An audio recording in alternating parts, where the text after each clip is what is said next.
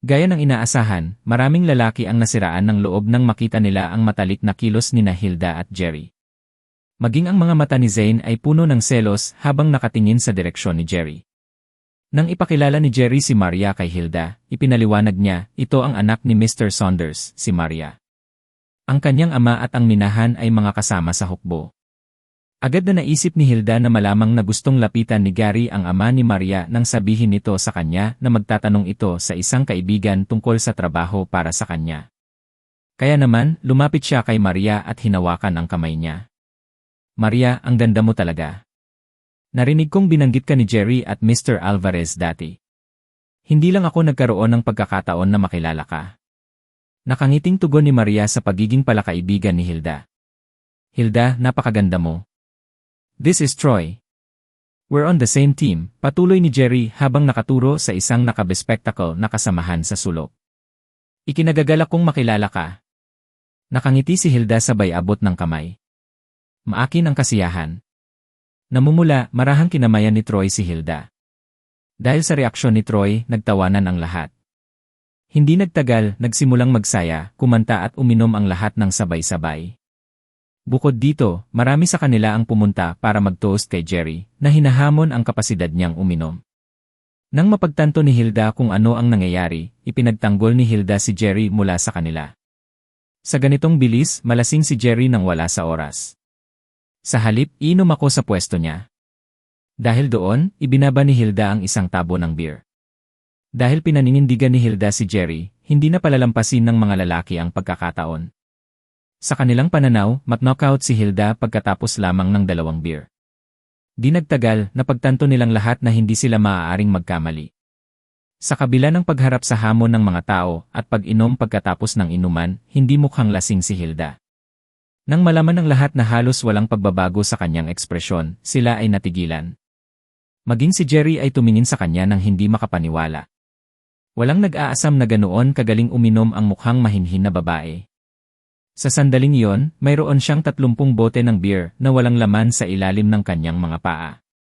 Samantala, namumula na ang mukha ng iba dahil sa sobrang pag-inom. Sa katunayan, ang ilan sa kanila ay halos hindi mapanatili ang kanilang balanse. Sige, magsimula na tayong kumanta imbes na uminom ng walang tigil. Sa wakas, pumasok si Zane para itigil ang hamon sa pag-inom. Kung hindi, lasing ang lahat bago pa maramdaman ni Hilda ang anumang bagay. Hilda, ang galing mong uminom, ang sabi ni Maria na puno ng inggit at pagtataka ang mga mata. Umiti si Hilda sa kasamaang palad, iyon lang ang magaling ako. Hilda, ang galing mo.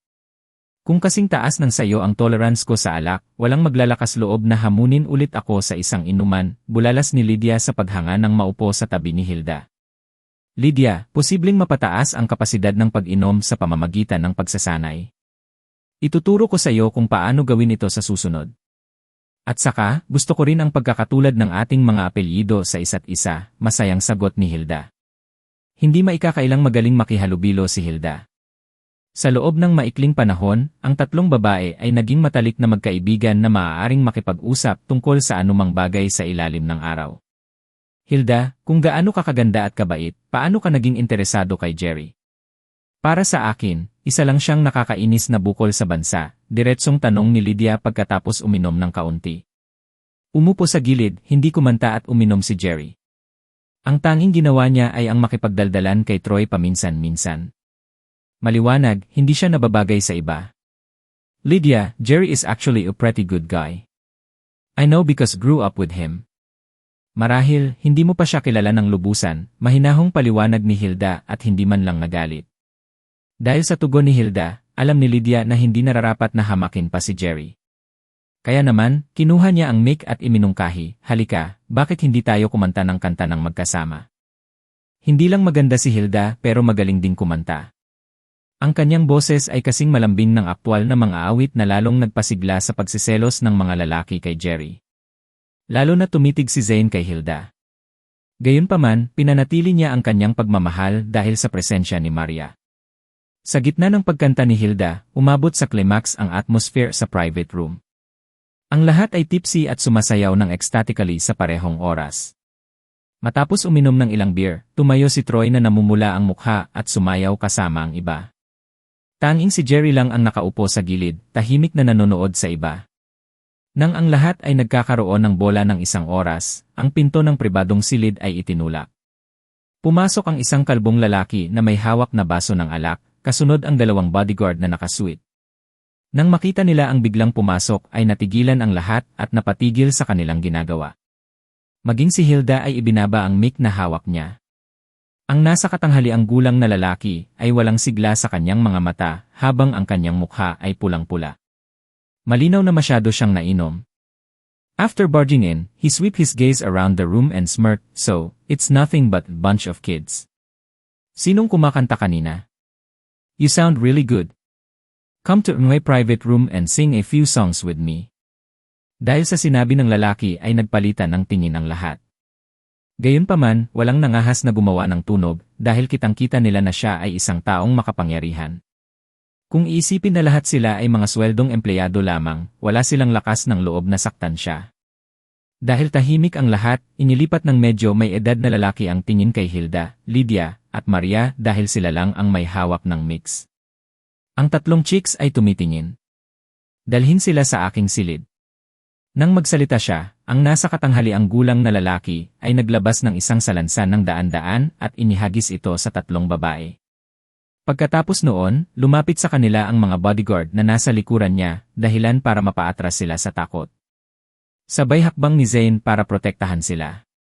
Kung tutuusin, siya ang pinaka-senior sa grupo, not to mention Maria is his girlfriend too. Kung wala siyang ibang ginawa kundi ang panoorin ang kanyang kasintahan na inaalis, siya ay magiging isang katatawanan. "Mister, sino ka?" "Nandito lang kami para kumanta at magpahinga." Ang tatlong babaeng ito ay kaibigan namin at hindi hostess, paliwanag ni Zane sa medyo may edad na lalaki. Hindi mahalaga kung hostess sila o hindi. Anyway, hindi ba nakakahiyang umiinom ng beer sa lugar na ganito? Kunin mo itong pera at umorder ka ng ilang bote ng Lafite. Pansamantala, hayaan mong sumama sa akin ang tatlong babae at sumama sa akin, sagot ng medyo may edad na habang tinatapik ang mukha ni Zane. Hindi man masakit, ang kanyang kilos ay isang lubos na kahihiyan para kay Zane. Para bang si Zane ay walang iba kundi isang walang kapangyarihang bata. Sa sobrang galit, itinulak ni Zane ang medyo may edad na lalaki at halos mawalan ito ng balanse. Gayunpaman, pinagsisihan niya ang kanyang mga aksyon sa susunod na sandali dahil hindi niya alam kung ano ang background ng lalaki. Halatang magiging magulo ang mga bagay kung magagalit ang lalaki. "SCI, how dare you push me?" Dumagundong ang nasa katanghaliang gulang na lalaki. "Bugbugin mo siya ngayon din." Sa utos niya ay sinugod ng mga bodyguard ng lalaki si Zane na nanginginig. Nang makita nila ang mga nanghihimasok na umaatake, ang iba pang mga lalaki ay nagtipon ng kanilang lakas ng loob. Kumuha sila ng mga bote ng beer at sabay silang tumayo ni Zane. Dahil siya ang manager nila, it was a good time for them to show their loyalty. Dahil tatlong lalaki lang ang kalabang partido, kumpiyansa silang mananalo sila sa laban dahil sa napakaraming bilang. Natigilan sa kanilang tugon, ang dalawang bodyguard ay hindi nangahas na sumunod sa kanilang pag-atake. Kung tutuusin, hindi nila inaasahan na magkakaisa ang grupo ng mga kabataan. Nang makita niyang huminto ang dalawang bodyguard sa kanilang landas, tuwang-tuwa si Zane. Agad siyang sumulong at binigyan ng isang sipa ang isa sa kanila. "Mawala ka ngayon at magpapanggap akong hindi ito nangyari." Pinaningkita ng medyo may edad na lalaki si Zane. Gayunpaman, sa harap ng dami ng kanyang mga kalaban at pagiging mainitin ang dugong mga kabataan, alam ng lalaki na dehado siya kung magkakaroon ng away. Sa isang malungkot na ekspresyon, binantaan niya, "Anak, mas mabuting mag-ingat ka. Sabihin mo sa akin ang iyong pangalan, at tuturuan kita ng leksyon sa mga araw na ito." "Ako si Zane Carlson, andito lang ako naghihintay para sa'yo." "Sa tingin mo ba kami ng mga kasama ko ay mga wimp?" Sa sandaling iyon, nakaramdam si Zane ng kagalakan, na iniisip ang kanyang sarili bilang isang boss ng mafia. CJ. Matapos tanggapin ang sinabi ni Zane, tumalikod at umalis ang middle-aged na lalaki kasama ang kanyang mga bodyguard. Nang wala na ang lalaki, nasa cloud 9 na si Zane. Hindi pa siya nakakaramdam ng ganito kalakas noon at sarap na sarap sa sensasyon. "Mr. Carlson, ang galing mo." Sa kabila ng pagsipa mo sa kanila, hindi man lang sila nangahas na magbitaw ng isang salita ng pagtutol. Mr. Carlson, kung ano ang ugali mo, baka isipin pa ng mga hindi nakakakilala sa'yo na isa kang mafia boss. Ang galing mo! Kahit ako ay nagtataka kung nakasama ka na ba sa isang gang dati. Habang kumakanta ang grupo ng mga papuri ni Zayn, parang lobo lang ang kanyang ego. Sa kabila ng pagiging mahiyain sa sarili, nagpanggap siya na mahinhin. Lahat ito ay salamat sa iyong suporta. Dahil lahat kayo ay napakatapat, hindi ako magtitipid para sa gabi. Mag-order tayo ng ilang bote ng Lafite upang subukan. Nasa akin sila. Hindi ako makapaniwala. Mr. Carlson, ikaw ang pinakamahusay. Masayang naghiyawan ang mga tao nang marinig nilang ginagamot sila ni Zayn na si Lafite. Pagkatapos ng lahat, bilang mga sweldong empleyado, ito ay isang alak na higit pa sa kanilang kayang bayaran. Zayn, mas mabuting umalis na tayo. Kung babalik sila na may dalang reinforcements, talagang mahihirapan tayo, payo ni Maria. Sa sandaling iyon, hindi na natatakot si Zayn sa kalbong nasa katanghaliang gulang na lalaki dahil suportado siya ng kanyang mga tauhan. Isa pa, hindi siya makapag-isip ng maayos dahil sa sobrang daming nainom. Maria, don't worry. With me around, there's no need to be afraid, deklara ni Zayn habang kumpiyansa na pinipiga ang kanyang dibdib. Mr. Carlson, I heard that this establishment belongs to the Templar Regiment. Sa madaling salita, si Gabriel ang nagpapatakbo nito. Given na nag-away lang tayo, will we? Nag-aalalang tanong ng isa sa mga empleyado. Huwag kang matakot. Kilalang-kilala ko si Gabriel, kaya walang dapat ipag-alala, pagmamayabang ni Zayn sabay wave ng kamay. Mabilis na napawi ang pag-aalala ni Maria. Dahil si Mr. Fernandez ang nagmamay-ari ng lugar na ito, walang magiging problema dahil kilalang-kilala siya ni Zayn. Sa katunayan, nabawi pa ni Mr. Fernandez ang isang utang sa aking pamilya sa kahilingan ni Zayn. Ang mga salita ni Maria ay naging dahilan upang ang lahat ay magpalitan ng tingin sa pagkamangha. Pagkatapos ng lahat, isang napakalaking karangalan na makilala ang pinakamakapangyarihang tao sa ilalim ng lupa ni Horrington. Mr. Carlson, humanga ako na kilala mo talaga si Mr. Fernandez. Dahil kilala mo siya, wala tayong dapat ikatakot. Kung maglakas loob silang bumalik, bubugbugin natin sila hanggang sa iyakan nila ang kanilang mga mommy. Sa pag-inom ni Mr. Carlson sa atin dito, walang maglalakas loob na saktan tayo. Sa sandaling ipinagmalaki ni Zayn ang tungkol sa pagkakakilala kay Gabriel, ang pagsasalita ng lahat ay lalong naging bastos. Nakaupo sa sulok, hindi napigilan ni Jerry ang mapangiti. Lumilitaw na si Zayn ay patuloy na mabubuhay sa sarili niyang bula kung hindi siya tinuturuan ng leksyon. Anong iningiti-ngiti mo dyan? Hindi ka ba nahihiya sa sarili mo? Nang tangkaing ilayo tayo ng matandang iyon, laking gulat mo na hindi ka man lang sumagot. Huwag mong kalimutan na girlfriend mo si Hilda. Anong klaseng lalaki ka para hindi siya maprotektahan? At gayon pa man, may pisngi ka pa ring tumawa. Paalala ni Lydia kay Jerry nang maabutan niya itong nakangisi sa sarili sa sulok. Tama. Lalaki ka pa ba? Paano ka upo at manonood kung kukunin na ang girlfriend mo? Kung hindi dahil kay Mr. Carlson, ang girlfriend mo ay kinuha na ng iba. Troy, ikaw din paano ka upo dyan at manood? Wala ka lang kundi duwag. Sinimulan ang grupong kagalitan sina Jerry at Troy. Tutal, pareho silang walang ginawa sa buong episode. Alam ni Jerry na hindi na niya kailangan pang kumilos, habang si Troy naman ay paralisado na sa takot. Sige na, huwag pansinin ang dalawang duwag na yon. Lumabas tayo at kumuha ng isang baso ng Lafite bawat isa, sabi ni Zayn sabay wave ng kamay. Hindi nagtagal, lumabas ang ilan sa kanila para kumuha ng kanilang inumin. Ang iba naman, malamig na nakatingin kay Jerry at Troy, hindi na sila pinansin. Samantala, sa opisina ng manager ng Dynasty Karaoke Bar, nasa loob ang kalbong nasa katanghaliang gulang kasama ang kanyang dalawang bodyguard. Ang opisina ay marangyang inayos at may 3 metrong mesa na inilagay sa gitna. Nakaupo doon ang isang lalaki na nakasuit.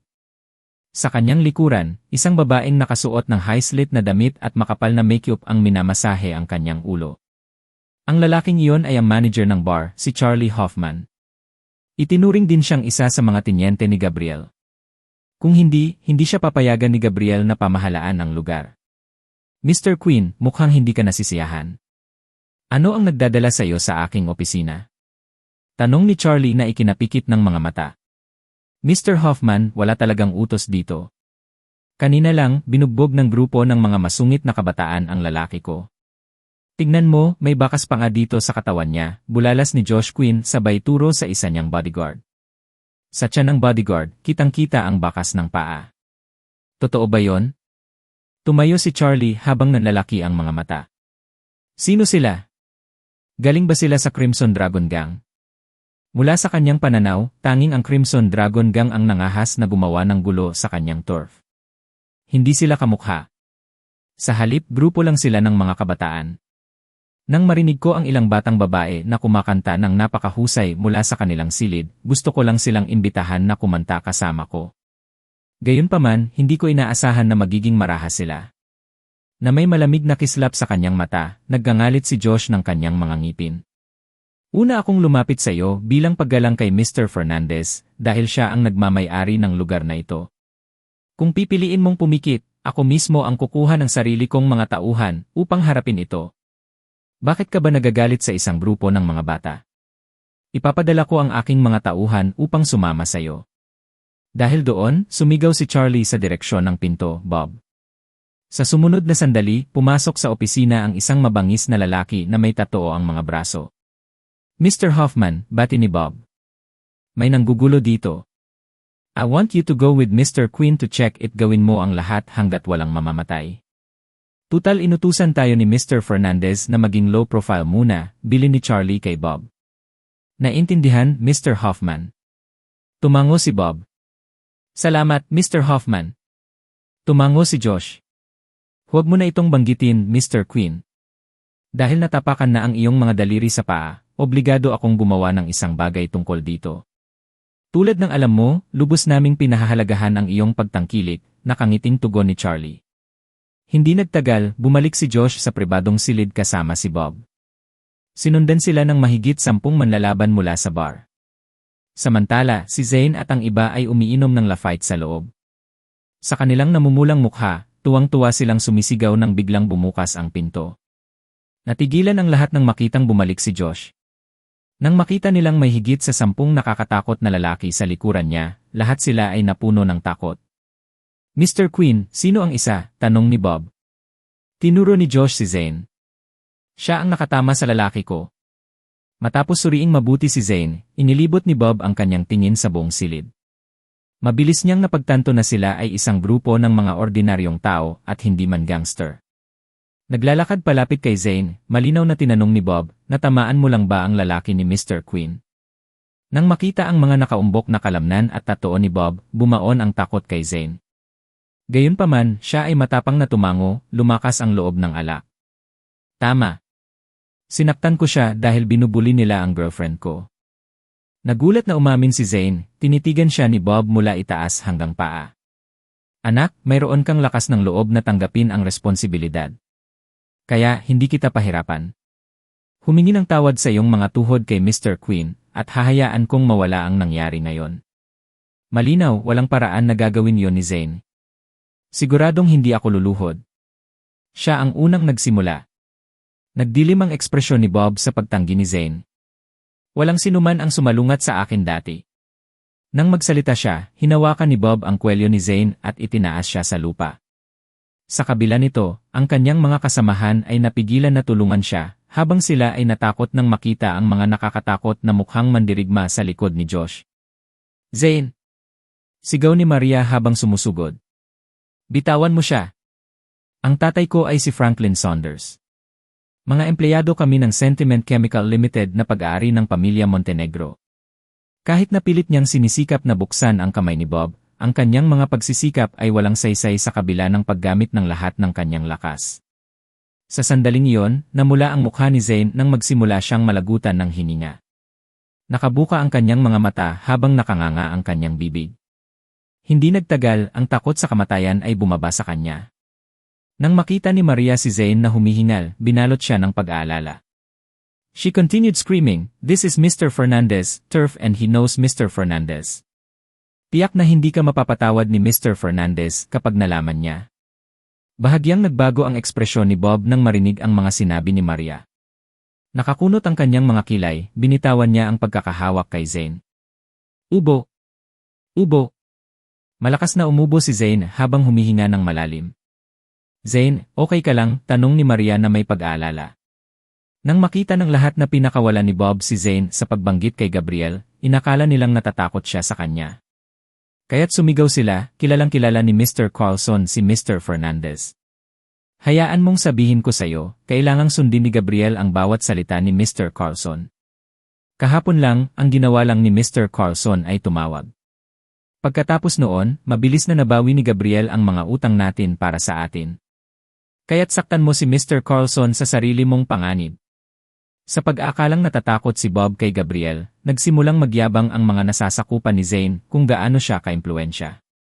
Samantala, hindi napigilan ni Jerry ang mapangiti sa sarili.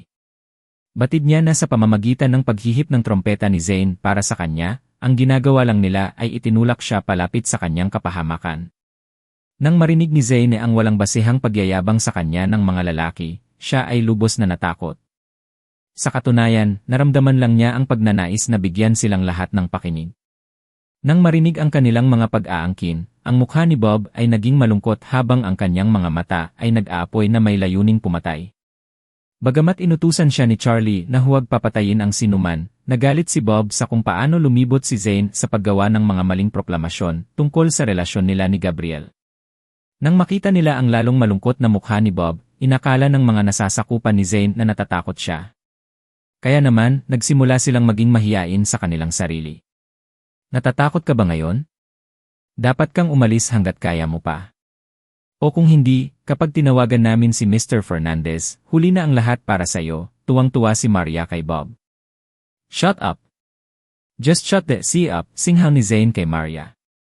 Siya lang ang nakakaalam na hindi niya kilala si Gabriel. Sa totoo lang, hindi pa niya nakita si Gabriel noon. Natigilan si Maria matapos sigawan ni Zane.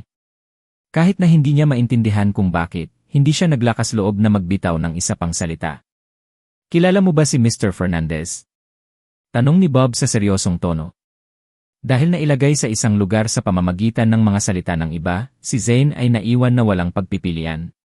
Kung aaminin niya na hindi niya kilala si Gabriel, mapapahiya siya ng husto. Naggangalit ang kanyang mga ngipin, tumango si Zane. Nakilala ko na si Mr. Fernandez dati, malabong sagot niya. Kung tutuusin, hindi naman ibig sabihin na nakilala niya si Gabriel noon ay kilala na niya ito. Noong una, ang kailangan mo lang gawin ay humingi ng tawad sa iyong mga tuhod. Gayunpaman, hindi ko inaasahan na mag-ikot ka sa pangalan ni Mr. Fernandez. Dahil doon, wala ni isa sa inyo ang aalis dito ngayon. Napakalamig ng boses ni Bob na nagdulot ng lamig sa gulugod ng lahat. Hahaha, you are just a bunch of kids. Alam mo ba kung sino itong lalaking nasa harap mo? Siya ang pinakamagaling na manlalaban ni Mr. Hoffman. Kung tungkol naman kay Mr. Hoffman, isa siya sa mga pinakamalapit na tinyente ni Mr. Fernandez. At gayunpaman, nadala ka at nagyabang sa harap niya tungkol sa pagkakakilala ni Mr. Fernandez. Nagsimulang humagalpak ng malakas na tawa si Josh. Dahil isa lamang silang grupo ng mga ordinaryong tao, nakita ni Josh ang kanilang mga kasinungalingan tungkol sa pagkakakilala kay Gabriel. Nang marinig ang mga salita ni Josh, si Zane ay pawis na pawis. Hindi niya inaasahan na dadalhin siya ng kanyang pagyayabang sa ganoong kalalim na problema. Sa kasamaang palad, iba ang iniisip ng kanyang mga nasasakupan dahil sa kanilang paniniwala na kilala niya talaga si Gabriel.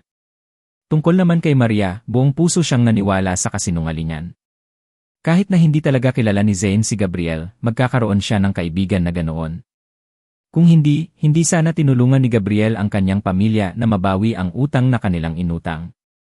Sa pagpapasya na magpaubaya, nagsimulang humingi ng paumanhin si Zane, Mr. Queen, ngayon lang, ang aking mga kaibigan ay masyadong maraming nainom. Kaya't gusto kong magsabi ng paumanhin at umaasa. Bago siya matapos, sumabad si Bob, sa pag-abuso sa pangalan ni E. Fernandez, hindi ka makakataka sa isang paghingi lang ng tawad. Mabuhay ka man o mamatay, tadhana ang magtatakda nito para sa'yo. Dahil doon, lumingon si Bob sa kanyang mga tauhan. Alisin ang lahat at hayaan si Mr. Hoffman na magpasya kung ano ang gagawin sa kanila. Sa sumunod na sandali, mahigit 10 nakakatakot na lalaki ang pumaligid sa grupo, na ikinasindak ng lahat kabilang sina Zane at Maria. Kasabay nito, si Troy na nasa isang sulok ay nanginginig sa takot. Basang-basa ang pantalon, mahigpit niyang hinawakan si Jerry. Kakagraduate lang niya at hindi pa siya nakaharap sa ganoong sitwasyon. Dahil dito, nabigla siya sa kanyang buhay. Nang makita ni Jerry kung gaano katakot si Troy, tinapik niya ito sa balikat. Relax, magiging okay din. Hindi nagtagal, dinala si Zane at ang iba pa sa opisina ni Charlie. Samantala, si Charlie naman ay nakapikit na nagpapahinga at ninamnam ang masahe ng kanyang sekretarya. Nang makita niyang biglang pumasok si Bob kasama ang grupo, nagtaas siya ng kilay at nagtanong, "Bob, bakit ka nagdala ng grupo ng mga bata dito?" "Mr. Hoffman, ito ang mga lalaking bumugbog sa lalaki ni Mr. Quinn," sagot ni Bob. "Hindi ba't hiniling ko sa iyo na harapin ito? Para saan mo sila dinala dito?" Halatang galit si Charlie. "Mr. Hoffman, sinasabi ng lalaking ito na kilala niya si Mr. Fernandez at sa katunayan ay malapit sa kanya. Kaya nga dinala ko siya sa iyo upang hatulan," mabilis na paliwanag ni Bob. "Ano?" Umupo agad si Charlie ng tuwid bago ipinikit ang mga mata kay Zane. "Kilala mo si Mr. Fernandez?" "Ay. Nagsimulang mautal si Zane. "Kilala siya ng kaibigan ko." "Ano ang pangalan ng iyong kaibigan?" "Matagal ko nang nagtrabaho si Mr. Fernandez at alam ko ang lahat ng pangalan ng kanyang mga kaibigan," pagdiin ni Charlie sa kanyang mga tanong. Sa pagkakataong iyon, natigilan si Zane. Malamang, walang sinuman sa kanyang mga kaibigan ang nakakakilala kay Gabriel. Sa katunayan, walang paraan na ang isang tao sa kanyang mababang tangkad ay konektado kay Gabriel sa anumang paraan. Bam! Biglang nauntog si Charlie sa mesa at tumayo. "Ang lakas ng loob mong abusuhin ang pangalan ni Mr. Fernandez." Sa sandaling iyon, biglang nagbago ang ekspresyon ng lahat. Samantalang si Zane, ang lamig na naramdaman niya sa kanyang gulugod ay agad siyang napatahimik. Hindi niya inaasahan na sa maling pag-aangkin na kilala niya si Gabriel para lamang masiyahan ang kanyang kaakuhan, mapupunta siya sa ganoong katakot-takot na kalagayan. Nang makita niya ang reaksyon ni Zane, tumikim si Josh bago binigyan ng isang mahigpit na sampal si Zane. "Bakit hindi ka na naging bastos ngayon gaya ng dati? How dare you hit my man and even abuse Mr. Fernandez's name? Mukhang may death wish ka." Ang sampal ni Josh ang nagpabalik kay Zane sa realidad. Nagmamakaawa siya sabay, "Mr. Quinn, sorry. Hindi ko na ulitin. I swear I won't." Ang mga pakiusap ni Zane ay tumama kay Maria at sa kanyang mga nasasakupan. Sa wakas ay napagtanto nila na siya ay nagyayabang sa lahat ng oras na ito at hindi kailanman kilala si Gabriel. Sa Epiphany, lahat sila ay nagsimulang manginig dahil walang sinuman ang kanilang maasahan. "Sorry." Mr. Quinn chuckled insidiously. "Huli na para dyan ngayon. Maghanda para sa iyong kapahamakan." Sa sobrang takot, napaluhod si Zane sabay hampas. "Mr. Hoffman, hindi na ako mangangahas na gumawa ng mga maling pahayag sa pangalan ni Mr. Fernandez. Nakikiusap ako sa iyo. Maawa ka sa akin." Sa sandaling iyon, si Zane ay napuno ng pagsisisi at pag-iyak na parang sanggol. Yung iba naman, mas kinilabutan pa sila kay Zane. Gulat na tinitigan siya ni Maria dahil hindi niya alam kung ano ang isipin. Matapos masulyapan si Zane, na nakaluhod, at inilipat ang tingin sa iba pang grupo, tinanong ni Charlie, "Mr. Quinn, ano sa tingin mo ang dapat nating gawin?" Ibinigay ni Charlie kay Josh ang karangalan. Kung tutuusin, isa siya sa mga pangunahing customer ng establishment. Sila ay isang grupo lamang ng mga kabataang mainitin ang dugo. Walang saysay na pilayin sila. Sa palagay ko maaari na lang natin silang umalis. Ikinaway ni Josh ang kamay niya. Nang marinig niya ang mga salitang iyon, nagpatira pa si Zane para magpasalamat kay Josh.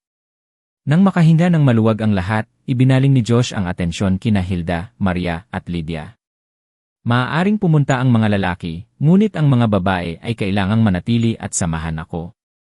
Sa sandaling iyon, ang mga babae ay natulala. Lalong nabigla si Zane dahil girlfriend niya si Maria at kaka-acknowledge pa lang ng papa niya. Maaari niyang baliwalain sina Lydia at Hilda, ngunit walang paraan na maiwan niya si Maria doon. Nakaturo kay Maria, si Zane suggested with a sycophantic smile, "Mr. Quinn, this is my girlfriend. Can you take her with me? The rest can stay with you." Tutal, isang taon na rin naman akong nakikisama sa kanya, kaya hindi ko akalain na magiging interesado ka sa kanya. Sa totoo lang, hindi pa siya sumiping kay Maria. Ang gusto lang niyang gawin ay ilayo siya sa panganib. Sa kabila ng sulyap sa kanya, hindi umimik si Maria. Pagkatapos ng lahat, ang kanyang prioridad ay iligtas ang kanyang sariling balat. Gaya ng inaasahan, napuno ng pangungutya ang mga mata ni Josh matapos marinig ang sinabi ni Zane. Gamit ang kanyang kamay, sumagot siya, maaari kang umalis, ngunit ang dalawa pa ay kailangang manatili. Bilang tugon, lubos na nagpasalamat si Zane kay Josh bago naghandang umalis. Samantala, nagpanik si Lydia at hinawakan ang braso ni Zane. Mr. Carlson, huwag mo akong iwan dito. Huwag mo akong iwan. Si Hilda naman, walang magawa siyang tumingin kay Jerry dahil siya lang ang maaasahan niya. Kung tutuusin, walang ibang handang gawin yon dahil halos hindi nila siya kilala. Lydia, uminom ka lang ng kaunti kay Mr. Quinn. Galingan mo. Babalik ako maya-maya para sunduin ka. Itinulak siya ni Zane palapit kay Josh, dahilan para mabilis siyang mapuno ng kawalan ng pag-asa. Si Hilda naman ay marahan niyang hinawakan ang manggas ni Jerry na may luha sa mga mata. Gusto man niyang makataka si Jerry ay ayaw din niyang manatili. Dahil dito, nahulog siya sa isang dilema. Huwag kang mag-alala, hindi kita iiwan, nakangiting sabi ni Jerry sa kanya. Si Troy, na unang tumakbo palabas ng kwarto, ay tumalikod at sumigaw, Jerry, bakit hindi ka umaalis? Nang lumingon din si Maria at napansing hindi na tinag si Jerry, tinawag niya ito, Jerry. Nang maramdaman ni Josh na walang balak umalis si Jerry, naging malungkot ang kanyang ekspresyon. He sneered, what's wrong? Can't bring yourself to leave your girlfriend behind. Saktong pagsasalita niya ay inabot ni Josh ang mukha ni Hilda. Namutla sa takot, hindi man lang niya nagawang iwasan ang kamay nito. Nang malapit nang makipag-ugnayan si Josh, hinawakan ni Jerry ang kanyang pulso. Wala akong balak na umalis. Nang matapos ay hinigpitan ni Jerry ang hawak. Sa sumunod na sandali, isang malakas na kaluskos ang umalingaw dahil nabali ang pulso ni Josh. Ang matinding sakit ay nagdulot sa kanya ng isang sigaw na labis na naghihirap na nagdulot ng lamig sa gulugod ng lahat. Nabali ang kamay ko. Tumigil ka, kung hindi, papatayin kita ng girlfriend mo. Umungol si Josh na may masamang ekspresyon. Bam! Dahil sinipa-sipa sa pundya ni Josh, pinalipad siya ni Jerry palabas ng kwarto. Sa oras na bumagsak siya sa lupa, naging purple ang mukha niya. Ang sipa ni Jerry ay kasing ganda ng pagkakakast sa kanya. Samantala, galit na galit si Charlie sa mga nangyari. Anak, ang lakas ng loob mong bugbugin ang kliyente ko sa harap ko. Sa nakakatakot na ekspresyon, winagayway ni Charlie ang kanyang kamay at nag-utos, isara ang pinto, at huwag hayaang umalis ang sinuman. Dahil dito, si Zane at ang iba ay dinala pabalik sa opisina nang nakalock ang pinto. Bumalik sa loob, lahat sila ay nakatitig sa mga punyal kay Jerry. Kung wala siyang ginawa, sila nakatakas na sana. Jerry, para saan mo ginawa yan? Aalis na sana kami kung hindi dahil sayo, sigaw ni Zane. Dahil sa sobrang pagkabugbog kay Josh, napagtanto ni Zane at ng iba pa na hindi sila papakawalan ng madali. Bakit kailangang maging bayani si Jerry para lang sa isang babae kung nilabasan na nila kami? Hinila niya kaming lahat pababa kasama niya. Jerry, kung may death wish ka, bakit kailangan mo pa kaming kalagkarin? Eksakto. Kung gusto mong lumaban, dapat kang lumabas at ilabas ito sa mga lansangan. Tapos na. Tapos na kami dahil sayo. Lahat sila, pati si Lydia, ay sinisi si Jerry. Kahit na siya ay dapat na manatili sa likod, naisip niya na maaari siyang umalis pagkatapos uminom ng ilang inumin. At worst, magpapalipas lang siya ng gabi sa kanya at matatapos na ang lahat. Sa kasamaang palad, sa pamamagitan ng pagbugbog kay Josh ng masama, si Jerry ay nagpakomplikado pa sa usapin. Si Hilda lang ang tumingin kay Jerry na may pag-aalala. Luhaan ang kanyang mga mata, humingi siya ng tawad, Jerry, sorry. I'm really sorry. Alam niyang kung hindi dahil sa kanya, hindi ito gagawin ni Jerry. Kaya naman, nag-aalala siya na baka kailangan pang bumalik sa bilangguan si Jerry. Or worse, baka mawalan pa siya ng buhay. Magiging maayos din ito. Huwag kang mag-alala. Kaswal nang umiti si Jerry. Nang makita ng lahat kung paano tila hindi naabala si Jerry, lalo silang nagalit, na humantong sa kanila upang siraan siya ng mas matinding-tindi. Samantala, nagdilim ang ekspresyon ni Charlie. Bob, pilayin mo ang batang iyan. Matapos tumango bilang pagkilala, sinugod ni Bob si Jerry at ibinato ang kanyang napakalaking kamao sa ulo ni Jerry. Kung dadapo ang kamao, sasabog ang ulo ni Jerry. Inaasahan ang mangyayari, napaatras ang lahat sa takot, nag-aalala na baka tumalsik sila ng dugo. Sa isang matatag na titig, si Hilda ay naggangalit ng kanyang mga ngipin at humakbang pasulong upang protektahan si Jerry. Dahil nagkaproblema si Jerry dahil sa kanya, nagpasya siyang ialay ang kanyang buhay. Kung tutuusin, hindi niya kayang maupo at panoorin si Jerry na patayin sa harap niya. Habang umiihip ang malakas na hangin sa kanyang mukha, napapikit si Hilda sa takot. Mahigpit ang pagkakahawak niya kay Jerry para mapanatili niya ito sa likod niya. Hindi napigilan ni Maria na sumigaw, "Hilda!" Bagamat ngayon pa lang niya nakilala si Hilda, nagustuhan ni Maria si Hilda dahil sa kanyang mahusay na personalidad. Kaya naman, hindi niya napigilang tumawag dahil pakiramdam niya ay isang kahihiyan para kay Hilda na mamatay sa ngalan ni Jerry. Kasabay nito, ang pagmamasid sa mabilis na papalapit na kamao ni Bob ay naramdaman ni Hilda na may kamatayang kumakatok sa kanyang pintuan. Matapos umihip ang malakas na bugso ng hangin, wala nang nangyari. Nang tuluyan na niyang imulat ang kanyang mga mata, napansin niyang huminto ang kamao ni Bob ilang pulgada ang layo sa kanya. Hinarang ito ni Jerry at itinigil ang pag-atake. Sa sandaling iyon, nanlaki ang mga mata ng lahat sa hindi makapaniwala. Si Bob sa partikular ay ganap na natulala. Ramdam na ramdam niya ang walang hanggan na enerhiyang inilalabas ni Jerry. Gaano man kalakas ang ginamit niya, walang saysay ang kanyang mga pagsisikap. Kung hindi kayo mga subordinates ni Gabriel, patay na kayong lahat. Sa mahinang pagtulak, napaatras ang katawan ni Bob bago bumagsak sa lupa. Nang makita niya ang nangyari kay Bob, nagalit si Charlie. Isa kang basura. Paano ka matatalo ng isang bata? Sinapak ni Charlie si Bob. Mabilis na tumayo si Bob, ipinilig ni Bob ang kanyang ulo sa kahihiyan. Bagamat nahulog siya, hindi siya nasaktan. Si Jerry ay nagpakita sa kanya ng awa dahil si Bob ay technically kanyang subordinate. Let us go and this matter will be over. Or else, siguradong pagsisisihan mo ito, babala ni Jerry kay Charlie. Panghihinayang. Bumisi si Charlie. Ang pagsisisi ay hindi isang salita na namamalagi sa aking diksyonaryo. Nang magsalita siya ay biglang bumukas ang pinto ng kwarto. Pumasok ang 10 lalaki na may hawak na patalim at mabilis na pinalibutan si Jerry at ang grupo nito. Nung napapaligiran sila kanina, walang kamay ang mga lalaking gumawa nito. Sa kabila ng pagiging pagalit nila, napanatili pa rin ni Zane at ng iba pa ang kanilang kalmado. Ngunit sa sandaling iyon, na napaliligiran ng mga lalaking nag-aantok ng mga sandata, si Zane at ang iba pa ay natakot sa malamig na kislap ng bakal. Ang ilan sa kanila ay nawalan ng malay sa takot habang ang iba naman ay umihi ng kanilang pantalon.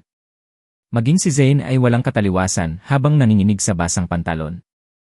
Anak, hinahamon mo ba akong gawing putik ka? Sumirit si Charlie. Kung tama ang pagkakaalala ko, hindi ba sinabi sa iyo ni Gabriel na patakbuhin ang iyong negosyo sa legal na paraan at huwag maglibot gamit ang karahasan?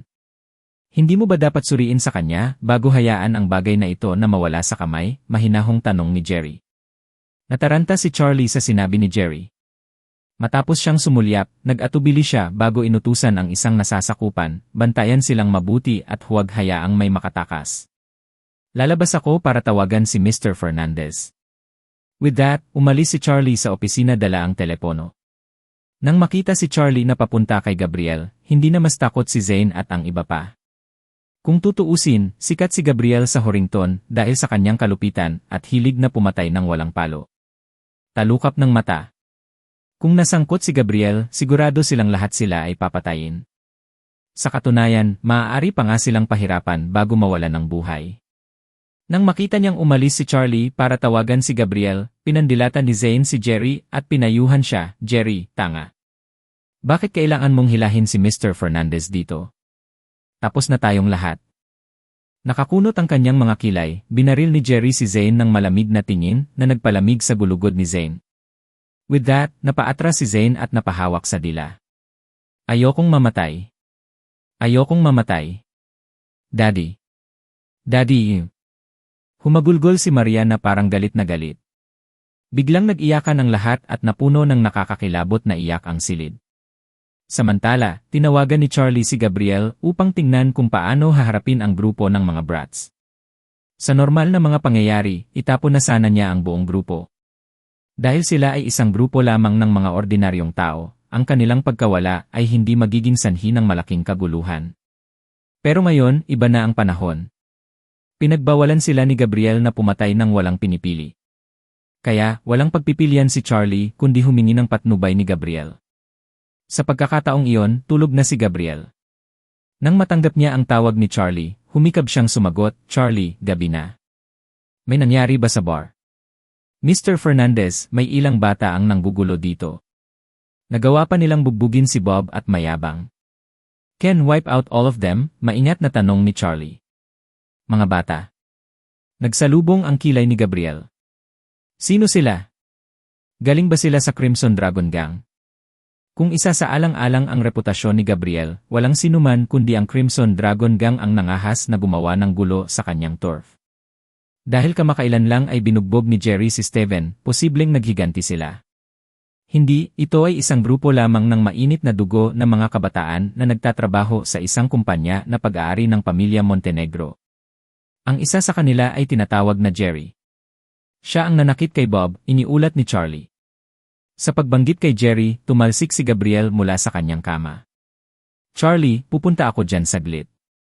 Huwag mo silang hawakan, at maghintay lang hanggang sa dumating ako." Nang matapos siya, pinatay ni Gabriel ang tawag at nagmamadaling lumabas. Nang marinig ni Charlie ang nag-aalalang boses ni Gabriel, siya ay lubos na nataranta. Gayunpaman, wala siyang choice kundi sumunod. Sa oras na bumalik siya sa kanyang opisina, amoy na ang baho ng ihi. "Eh!" Pinitik ang kanyang ilong, iniutos ni Charlie, buksan ang mga bintana. Ano ang problema sa kanila? Sa sandaling binuksan ang bintana, sariwang hangin ang umihip sa silid at nabasa ang mabahong amoy. Dahil inutusan siya ni Gabriel na maghintay, walang choice si Charlie kundi ang umatras ang mga armadong lalaki, sa takot na makita sila ni Gabriel. "Ipinaalam ko na kay Mr. Fernandez ang tungkol dito, at darating siya kaagad dito. Kung mayroon kang anumang huling salita, oras na para sabihin ang mga ito ngayon." Tinitigan sila ni Charlie ng mayelong ngiti. Nang marinig nilang paparating na si Gabriel, muling nabuhay ang takot ni Zane at ng iba pa. Nang sa wakas ay tumahimik na ang silid, muli itong napuno ng masakit na pag-iyak. Ang lahat sa Horrington, kabilang ang isang 3 taong gulang, ay batid na siya ay walang iba kundi isang walang awa na mamamatay. "Mr. Hoffman, si Jerry ang may gawa nito. Dahil wala itong kinalaman sa amin, please let us go," muling pakiusap ni Zane sa kanyang mga tuhod. Kasabay nito, ang lahat ay lumuhod at nagsimulang magmakaawa ng paulit-ulit. Si Jerry naman, hinawakan niya sa isang kamay si Maria at sa kabilang kamay naman ni Hilda, pinipigilan silang lumuhod. Kahit na ikinagalit siya ni Maria, nag-aalala pa rin siya para sa kanya sa account ng kanyang ama, na kung saan ay nagkaroon ng magandang impresyon si Jerry. Samantala, naramdaman ni Charlie ang pagnanais na paalalahanan si Jerry nang makita niya kung gaano siya kalaban. Gayunpaman, ang pag-iisip ng mga tagubilin ni Gabriel ay pinilit niyang lunukin ang kanyang mga salita. "Yine, dadanasin mo ang kahihinatnan kapag dumating si Mr. Fernandez mamaya. Tingnan natin kung kaya mo pa bang panatilihin ang masungit mong ugali."